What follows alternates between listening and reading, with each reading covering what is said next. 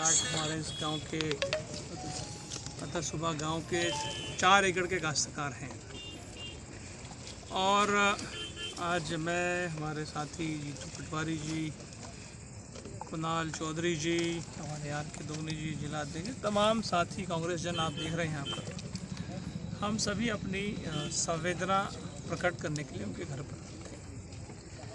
अखबार के माध्यम से हमको ये जानकारी मिली 2-3 दिन पहले कि एक किसान साथी ने जो 4 एकड़ का काश्तकार था उसने आत्महत्या कर ली।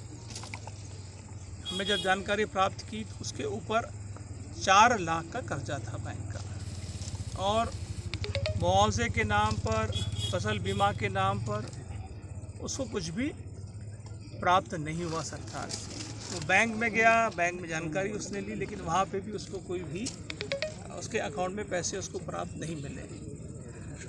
ये जो कुछ आज अभी आपने देखा, ये स्पष्ट करता है कि प्रदेश की सरकार हो चाहे केंद्र की भारतीय जनता पार्टी की सरकार हो, दोनों सरकारें किस तरह से देश की और प्रदेश के अन्नदाताओं के साथ व्यवहार करती हैं। जो बीमा राशि अभी मिली है, आपने अखबार में देखा होगा, उसकी विस्तृत जानकारी अभी हमारे जीतू पटवारी जी भी आपको देंगे। कहीं 4 रुपया, कहीं 12 रुपया, कहीं 15 रुपया, कहीं 20 रुपया, ये फसल बीमे की राशि हमको मिली। अभी समूचे मध्य प्रदेश में फसलें खराब हो गई, अतिवृष्टि से, ओलावृष्टि से फसल खराब होती, अभी अधिक बारिश होने से फसल खराब हो गई। 1 रुपया भी मुआवजे के नाम पर प्रदेश की सरकार ने काश्तकार किसान को नहीं दिया। तो ये जो प्रदेश की सरकार अभी बनी है और केंद्र की जो सरकार है, वो सरकार भी हमेशा से ही किसान के विरोध में बात करती थी। और आज आने का विशेष कारण भी ये है कि प्रदेश के कृषि मंत्री के गृह क्षेत्र में एक काश्तकार आत्महत्या करता है। मैं भाई जीतू पटवारी जी को भी कहूँगा कि वो भी आपको पूरे क्योंकि कल ही इन्होंने प्रेस कॉन्फ्रेंस इंदौर भोपाल में ली थी और विस्तृत जानकारी प्रदेश में और देश में क्या चल रहा है आपको देंगे जीतू भाई। ऐसा है, 2 बातें।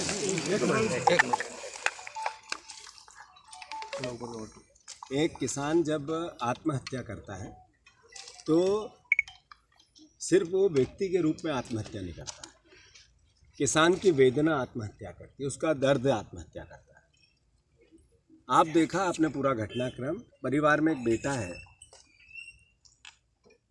एक बहन है उसकी, उनके जवाई साहब हैं, काका बाबा में है, अब घर में कोई बड़ा नहीं है, उनके पिताजी पहले शांत हो गए। ये एक उदाहरण है, जो किसान आत्महत्या करता है कहीं भी करे, किसी भी ज़िले में करे, मेरे इंदौर में क्यों ना हो, तो इस वेदना को हमें जीना और समझना चाहिए।